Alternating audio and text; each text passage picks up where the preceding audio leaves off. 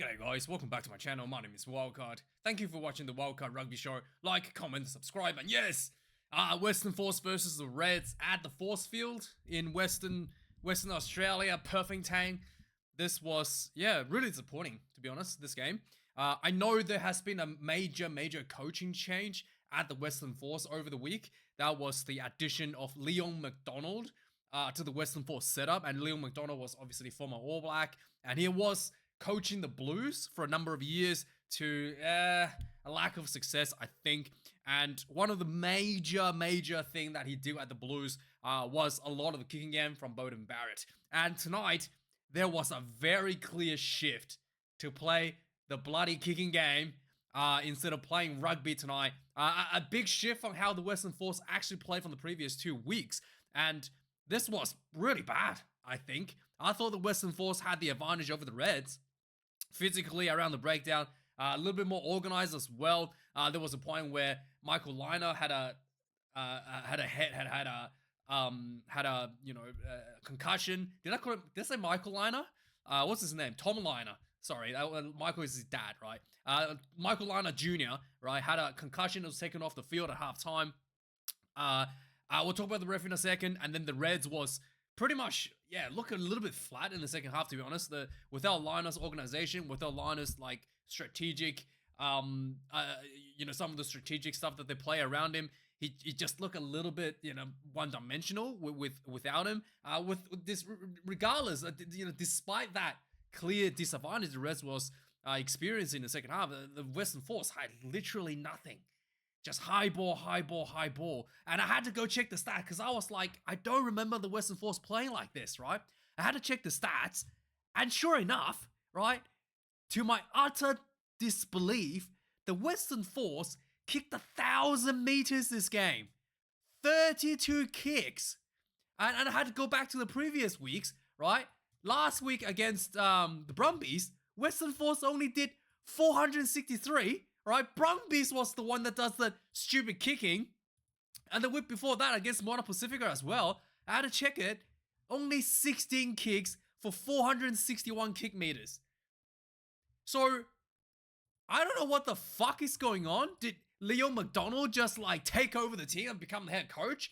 The Western Force has definitely played a fucking terrible game plan tonight. And I'm not happy. I am not happy about this. Because that was just stupid. Absolutely stupid.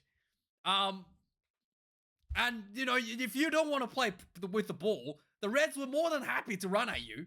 And if you've seen what Les Kiss has done, he's taken the Reds team from a team that was kind of doing the kicking game under, to a very lack of success under Brad Thorne to, let's go for the tries. Let's focus on playing fundamentally good rugby, right? Let's focus on our set piece and to what we see today, a team that is built up into a very competitive, a much more organized, a much more ambitious team that we see today in the Reds team. And they won the game because of an ambition, right? They had an opportunity to take the draw with a penalty, and they went, nah, we're going to go for the try, win or lose, we're going to go for the try, and they backed themselves like they've done over the last year or so. And they've built that into this sort of wins. Be able to pull out the try at the dying minutes to win the match. And something that the Western Force was building towards until I saw the stupendous amount of box kicks that came out tonight. I mean, this was a huge step back with the Western Force. And somebody has to think about this kicking game that they were playing tonight. And if it is Leo McDonald's idea, he probably should go. Seriously, there's a reason they fired him from the Blues. He probably should go and get his grubby hands out of the team if this was his idea, right? So, I mean, I don't want to blame him for it, but, I don't know whose idea it is. It's just, whoever came up with this needs to stop. And, so really disappointing with that. The referee tonight was Nick Berry. He was out there making a show tonight. He had a no-arm chop tackle. He made a no-arm chop tackle against the Reds player. And obviously, he formerly, I think he played for he's a Queenslander, right? You tackle the wrong team, Nick. All right, you're the Queenslander. You should be tackling the Western Force. But hey, you know, there was like the high shot from Liner wasn't cited. And you know, at the time I was like, hey, that's pretty poor for Nick Berry. And then there was another forward pass later on that wasn't cited as well from the Reds.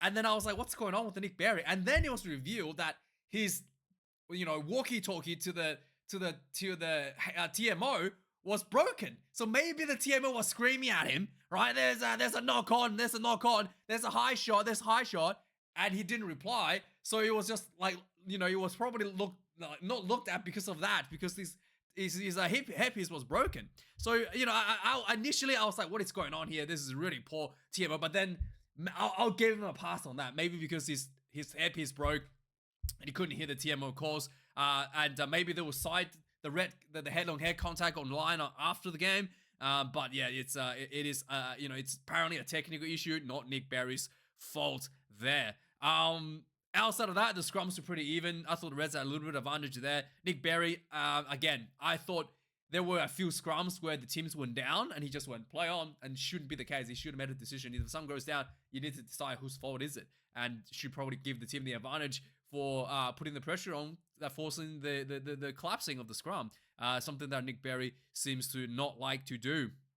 Outside of that, and I thought the Tizano from Western Force was absolutely outstanding. He's probably, you know, in pace to be that starting open side for the Wallabies against the British and Irish, you know, invasion fleet, I guess. And but he's really good. 2 tries tonight. Again, just being able to sniff the opportunities. And just hungry, just absolutely hungry out there. Always looking for something to do. Always looking to get himself involved.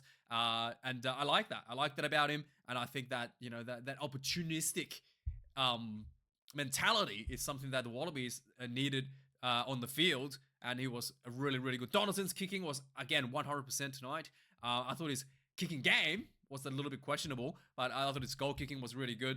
Yeah, it was overall a pretty good contest, and yeah, we'll have to see what happens to potentially the Liner situation, whether that the yellow card's gonna be cited after the game, or potential red card, right? So let's have a look at the match stats of the game. 3 tries to the Western Force, the Reds 4, 399 run meters to the Reds 604. So yeah, lots of kicking, a little running. Yeah, I really don't like that. 9 turnovers conceded against Western Force, 19 against the Reds, right? 164 tackles made by the Western Force, 204 made by the Reds, 27 missed tackles by the Western Force, 24 by the Reds. So a little bit worse for the Western Force in terms of tackle completion rate. Yeah, just the kicks from hand will just balloon tonight. Someone needs to take a look at that. 18 for the Reds, as usually you would expect. The Reds do like to run the ball a lot anyway. 1,008 run kick meters.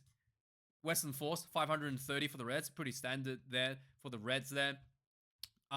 0 for the Western Force line-out loss out of 10. 4 line-outs lost out of 11 for the Reds. So the Western Force was much more clinical in that front, and I don't know why. Yeah, what's with the kicking game and not really backing themselves a bit more. Scrums quite even overall. No one lost anything. And finally, the penalty count, 8 against the Western Force, 5 against the Reds. Again, the Reds' discipline has been one of the big features, big bonuses to them, and they were able to squeeze out this one with a bit of bit of a last-minute desperation. Final minute try, 28 points to 24 over the Western Force. So let's have a look at the score summary for the game.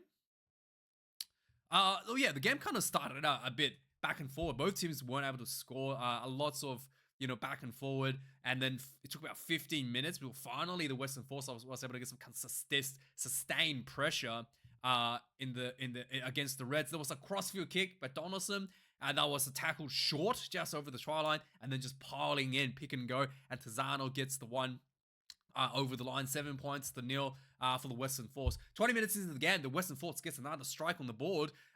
Just get nice, beautiful hands left and right.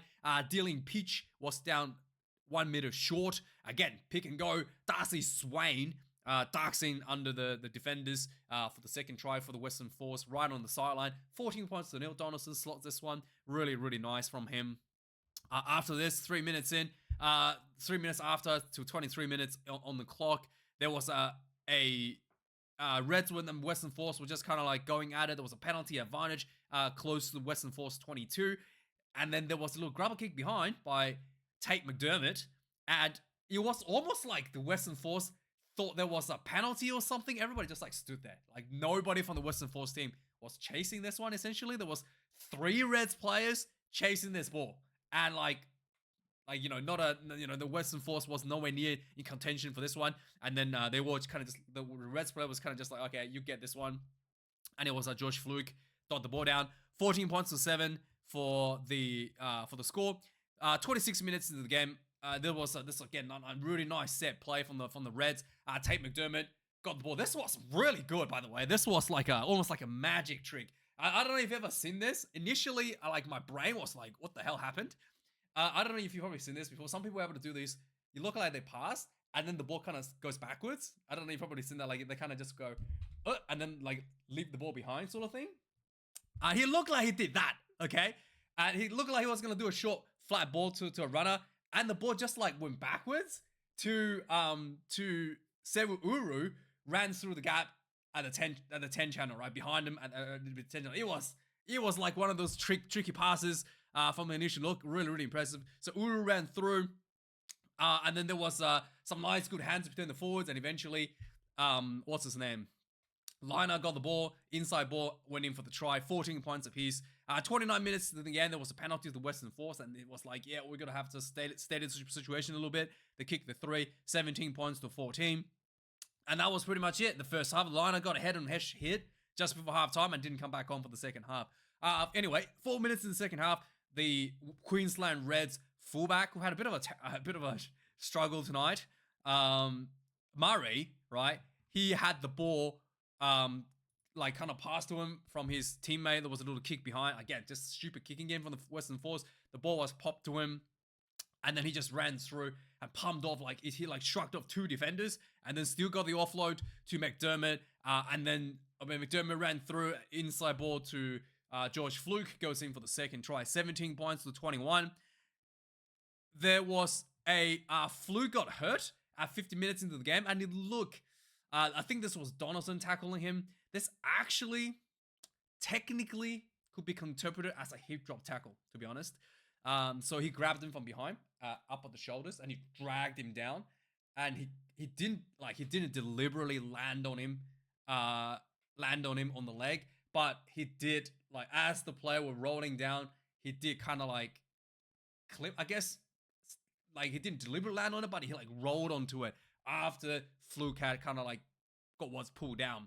So technically this could be considered a hip drop tackle because the 2 criteria has been met: the twist off the upper body, and then the dropping of the weight onto the lower limb with the following the twist. So technically you could say that's a hip drop tackle, even though he did not intend to do that. But yeah, hopefully Fluke is okay. He limped up pretty badly. This could be an ACL as a result of this, so we'll have to see. But yeah, that was not nice from Donaldson there. I think it was Donaldson. And then after this, 68 minutes into the game, there was another line out for the Western Force. They went for the more, again, got really close, pick and just potting in. Tizano gets the dot down, 24 points to 21 for the Western Force. And finally, 79 minutes into the game, the Reds had a penalty right in front of the goalpost. Probably could have kicked this one for a draw. In fact, there was probably still like 2 minutes left. Probably could kick this one and try to come back for another penalty, but the Reds went, nah, we're going to go for it. Win, lose, or draw. Win or lose, we're going to go for the roll of the dice here. They went for the line out, and sure enough, Kalani Thomas got the ball. He did a dummy pass and just dart down the nine channel behind the rock, behind the mall, and then he got tackled pretty close, and then Daugunu ran through, picked the ball up, and then just ran himself over the try line immediately. 24 points to 28. The Reds walk away with this one with a big win. So yeah, let me know your thoughts about whether this was an involvement with Leon McDonald to the Western Force with the stupid kicking game, and let me know how you felt about that. This result. Thanks for watching, guys. Like, comment, subscribe, and I'll see you guys next week for the news. Cheers.